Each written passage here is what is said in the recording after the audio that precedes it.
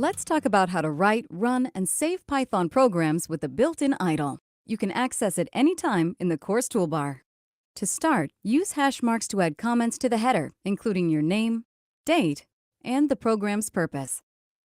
Now let's try writing some code. Starting on a blank line, define the main statement. This Python function tells your program where to begin.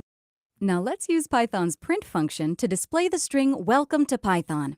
Be sure to indent this line with 4 spaces or Python won't recognize it as a command. Finally, call the main function to run the code located in the main statement.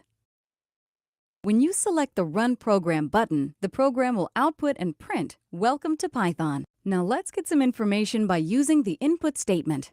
Under the first print statement, type the variable first name, then the equal sign, and then an input statement asking for the user's name. Now let's use this variable. On the next line, type a print statement that says, "Get ready to change the world." Then a plus sign and the variable first name. When you select the Run Program button, the program will ask for the user's name. Once entered, the program will store that data in the variable first name and then use it to print the string with the user's name.